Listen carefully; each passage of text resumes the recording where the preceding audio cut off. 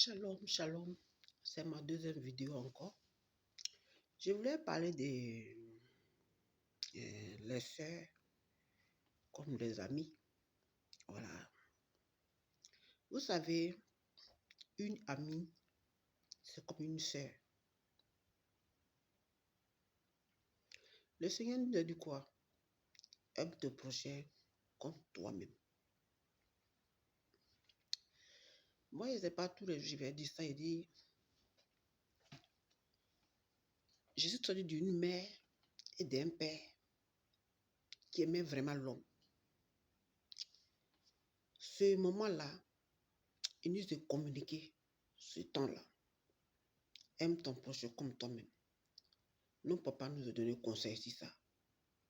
Et nous a montré comme exemplaire.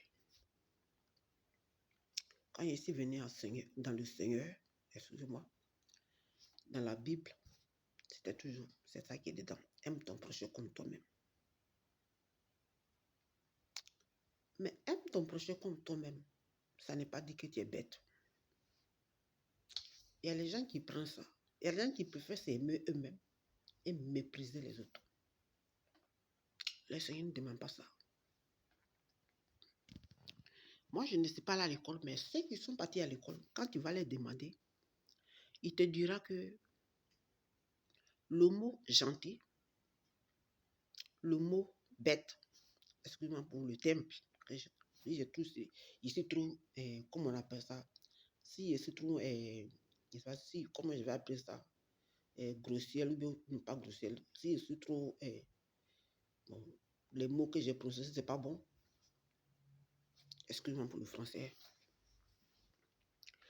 Ceux qui sont à l'école, ils te diront que le mot gentil et le mot bête, c'est pas pareil, c'est pas écrit de la même manière. Bref. Mais ça te vous dira, qu'est-ce qu'il y avait dit par là? L'an 2024, qui a traversé, qui est quitté à un autre bord, aller à un autre bord. À l'an 2023, tu as marché avec quelqu'un, soit ta soeur, toi ta cousine, toi ta camarade. Tu as vu que vous n'avez pas le même esprit. Tu as vu que où tu vas, c'est pas là-bas, va vers l'autre côté. Tu n'es pas obligé de rester avec la même personne. C'est pas un péché. Alléluia.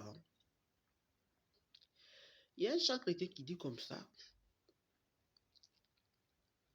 Quand il ne va pas, ne m'empêchez plus. Si tu ne vas pas, je dis ne m'empêchez pas. Si tu ne vas pas, ne m'empêchez plus. Tu ne vas pas, ne m'empêchez plus. Alléluia. Tu as vu que tu as une amie, tu as une soeur. Tu vois que son comportement n'est pas bon. Tu donnes conseil. Tu vois que tu donnes le conseil, mais c'est pas ça. Et puis là où elle veut venir, c'est pas bon, ça t'arrange pas. Tu n'es pas obligé de rester avec cette personne-là.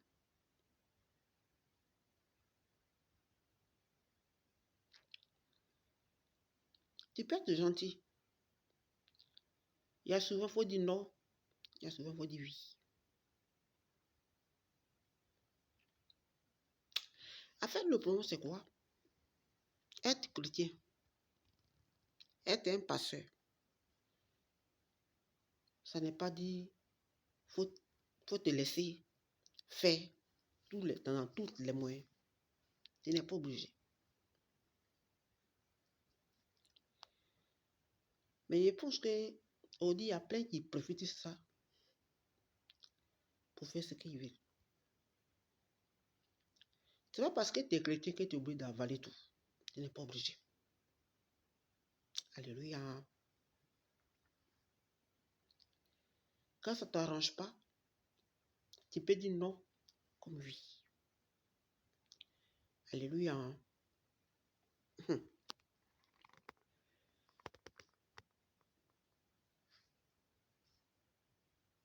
Tu as choisi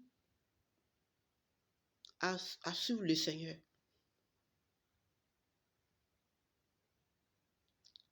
Ton prochain qui est là, il fait semblant comme il sait le Seigneur. Mais au fond du cœur, il n'est pas là pour servir le Seigneur. Il est là pour te faire le mal. Tu peux couper. Quand il dit couper, à bon français, tu peux se séparer de la personne. Tu n'es pas obligé. Ce n'est pas un péché. La Bible me dit quoi? S'il y a mémoire, la Bible me dit quoi? Je ne sais pas s'il a dit tous ton oreille gauche, mais ton oreille droite. Excusez-moi pour le français, j'ai oublié ce thème-là. Ça devait être une oreille gauche, mais droite, je ne sais pas. Quand ça te gêne, qu'est-ce que tu fais? Tu la coupes pour la jeter. Tu as une amie, un ami, une soeur. Tu veux qu'elle ne t'arrange pas. Tu n'es pas obligé. Tu peux te séparer. Tu sais que même quand tu causes avec elle, les conseils que tu lui donnes, c'est la parole de Dieu, c'est pour s'avancer. Mais tu constates que cette soeur-là, ou bien cette camarade, cette amie-là, lui, ce n'est pas son but. Son but, c'est dans les coups louches. Débarrasse-toi d'elle. Quand il débarrasse toi, il faut te séparer d'elle. Il n'est pas obligé de rester avec elle. Parce que quand quelqu'un n'est pas le même esprit, tu veux forcément rester avec la personne. Moi, j'appelle ça hypocrisie. Et c'est pas, excusez-moi, cette mémoire, cette manière-là, le Seigneur ne m'a pas donné ça. Quand je suis avec toi, même une soeur, même un frère, même un camarade, quand je vois que où tu vas là, c'est pas ça, je ne vais pas être hypocrite avec toi. Il préfère me séparer de toi. Dans mon païen, comme là où je suis chrétien aujourd'hui, ce n'est pas un péché.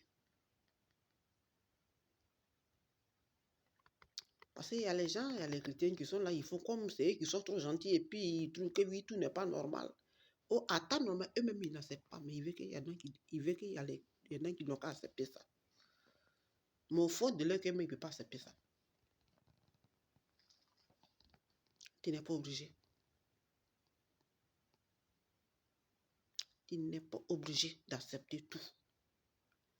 Il y a souvent, il faut apprendre à dire oui. Il y a souvent, il faut apprendre à dire non. En tout cas, quand c'est moi, j'ai appris à dire oui et j'ai appris à dire non. Quand j'ai accepté le Seigneur, le seul thème que j'ai toujours retenu, aime ton prochain comme toi-même. Donc moi, c'était devenu, c'était comme une maladie pour moi. Tu peux me faire les choses, je peux te regarder. Parce que le Seigneur a dit, il faut aimer ton prochain comme toi-même. Donc moi, j'étais obligé d'accepter. Même tu fais les choses devant moi, j'étais obligé d'accepter. Même ça fait même que même mes enfants, même que j'ai accouché, me donnent conseil. Souvent, mes enfants, moi, il y a au monde, me donnent conseil, c'est ça. Et j'étais obligé d'accepter. Le jour que ma fille de 6 ans m'a dit, maman, tu n'es pas obligé d'accepter tout, j'étais étonné. Puisque j'acceptais tout. Souvent, les gens professeurs, c'est pour me prendre comme une bonne à rien. Mais moi, j'acceptais parce que je me suis dit que je suis chrétien, je suis obligé de les supporter. Oh, c'est pas ça. Il y a les choses qu'il faut refuser, il y a les choses que tu peux accepter. J'ai écouté une sœur qui a rendu son témoin, qui me dit comme ça, qui disait comme ça que elle était à son mari. Et puis, ils ont pris une sœur. Quand une sœur, elle est africaine, l'autre aussi africaine. La sœur avait 3 enfants. Quand ils ont croisé, la sœur n'était pas mariée, mais elle vivait avec ses enfants. Ses enfants l'ont quittée. Mais la sœur, l'autre, elle était avec son mari, mais ils n'ont pas d'enfants. Bon, la sœur avait déménagé pour aller où l'autre sœur est. Et la sœur disait que oui, mes enfants sont plus avec moi parce que mes enfants me traitent de tout. Donc, je suis seule. C'est là l'autre sœur a dit, mais je suis là. Quelques temps après, l'autre sœur qui dit, mes enfants m'ont quitté, fait comme elle était toute chrétienne. Oh putain. Mon cher, il ne veut pas du tout C'est à toi d'imaginer. Mais l'autre la prenait comme une soeur, c'est. Un parfini, comme on dit chez nous à Côte d'Ivoire. Il lui a fait il fallait taper d'eau. On lui fait taper d'eau. C'est un mot à Côte d'Ivoire, taper d'eau. Ça dit que la personne t'a trompé ou la personne t'a trahi, c'est pas. On lui fait taper d'eau. Mais la soeur, si elle n'était pas vigilante, c'était fini pour elle. Mais elle s'est réveillée. Le Seigneur l'a aidé. Moi, il dit tout, le Seigneur l'a aidé. Parce que si ce n'est pas Dieu, tu n'es rien.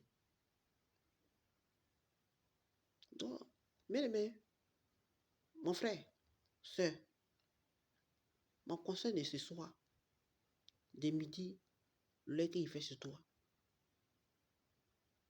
c'est pour dire, réveille-toi. Toi qui dors. On est dans un monde. C'est pas bon. Tu peux aider. Il faut être vigilant. Tu peux causer avec quelqu'un. Il faut être vigilant. Tu peux rire avec quelqu'un. Il faut être vigilant.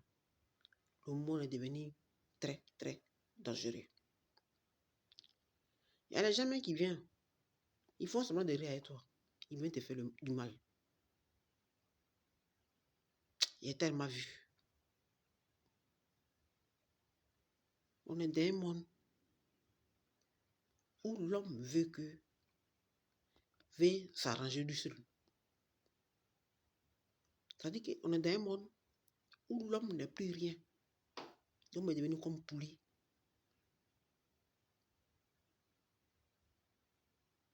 Quand quelqu'un même te voit comme ça, tu n'es plus rien devant elle. C'est pour ça, moi, dans mon catégorie ici, là, quand les gens viennent évangéliser, moi, il ne veut pas que tu n'aies qu'à venir m'évangéliser. Il ne veut pas du tout. Ce n'est pas par orgueil, mais il ne veut pas. Je me suis dit qu'il faut t'évangéliser toi-même d'abord avant de m'évangéliser. Oui. Ce n'est pas orgueil. Oui. Il faut t'évangéliser toi-même avant de m'évangéliser.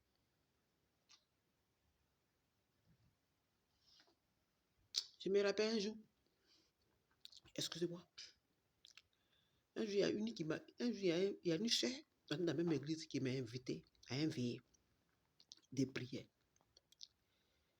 Et puis, je suis parti. La soeur, il la connaît.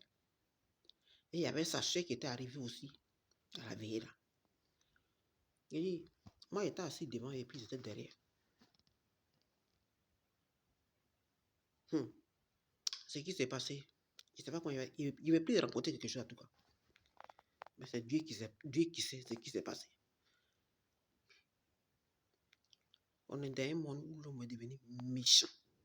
Méchant, méchant.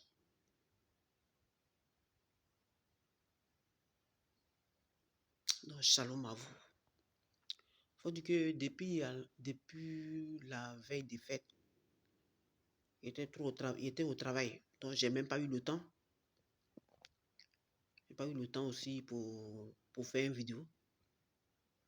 Et c'est dit même là, même ici au travail, il dit, au moins, j'ai passé une vidéo pour dire merci. Pour dire au moins les meilleurs vœux à les frères et sœurs. Que soyez bénis et que le Seigneur vous aime. Même quelquefois, même là où moi je suis aujourd'hui, même quand je n'ai rien pour manger, j'ai béni le Seigneur. Je suis dans la joie. Parce que quand tu as Jésus, tu as tout. Tu as tout gagné. Le seul chemin, c'est Jésus. Une mère peut t'abandonner, un père peut t'abandonner, mais lui seul, il ne peut jamais t'abandonner. Là où il n'y a plus de l'espoir, il est toujours là pour venir à ton secours. C'est pour ça, la seule solution, c'est Jésus. Et puis, arrange-toi. On ne peut pas être comme Jésus pour être dans la sincérité, pour être dans la droiture. Mais la seule chose qu'il te demande, arrange-toi pour être avec lui. La Bible dit quoi? Une seule chose qu'il demande à Dieu, il va être dans sa maison tout au long de ma vie. Quand tu es à Jésus, tu as tout gagné. Quand tu es à Jésus, oh, tu as tout. Jésus, oh, tu as tout. Jésus, oh, tu as tout. Si tu es à Jésus, oh, tu as tout. Jésus, oh, tu as tout. Jésus, oh, tu as tout. Quand tu es à Jésus, tu as tout. Au dehors de lui, il n'y a pas autre Dieu. Qu'est-ce que la Bible dit? Et si un fait dévorant, un Dieu jaloux. Devant ma face, tu ne dois pas m'adorer notre Dieu devant ma face, mais comparer notre Dieu devant ma face. Il y a plein de chrétiens. Il peut même dire qu'il y a plein de pasteurs aussi. Excusez-moi pour le thème. Qui ne sait pas que Dieu peut faire. C'est vrai. Qui ne sait pas que Dieu peut faire quelque chose. C'est pour ça plein de pasteurs. Ça va faire les maraboutages, les fétiches. Ils pensent que Dieu ne peut pas faire quelque chose. Je me rappelle un jour, il y avait un artiste. Il était de mon pays. Et il disait comme ça que cette parole-là, quand il me souvient toujours, j'ai ri et puis ça me fait rire et puis ça me fait pitié pour lui. Parce que cet artiste-là, il ne vit plus. Il dit comme ça que oui, Satan info que Dieu. Je n'ai pas oublié ça. Il n'a pas dit le nom. S'il a dit le nom, on va reconnaître. Mais ce qu'il sait, il est de Côte d'Ivoire. Il dit, Satan est plus fort que Dieu. Satan est plus fort que Dieu. Mais Dieu, il est gentil, mais il n'est pas fort. Satan est plus fort que lui. Cet artiste-là est décédé aujourd'hui. Analysez, vous allez voir. Toutes personnes qui ont insulté Dieu, la majorité, ne vivent pas aujourd'hui. Ceux qui vivent, à moins qu'ils ont demandé pardon à Dieu. Mais la majorité qui ont dit ce mot-là, en disant Dieu est comme ça, et qui n'ont même pas demandé pardon, qui sont fuyés dans leur orgueil, ces personnes ne vivent pas aujourd'hui. Comment une mère qui peut accoucher son enfant, et puis on peut dire que oui, son enfant est plus fort que lui. Même quand un enfant est plus fort, dites-toi que la mère reste toujours la mère.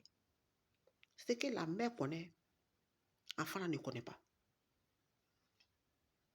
Donc on ne peut pas me dire que Satan est plus fort que Dieu.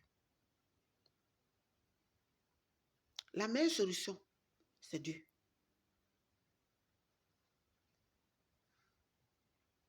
Les gens même que vous voyez qu'ils font de n'importe comment, même quand ça chauffe sur eux, là, ils viennent à Dieu.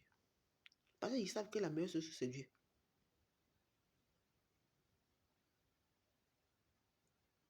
Donc mon frère, ma soeur, ce soir, mon message de ce soir, la seule solution, c'est Jésus-Christ de Nazareth. Celui-là qui est venu mourir à la croix pour toi. Et moi aussi. Sois béni.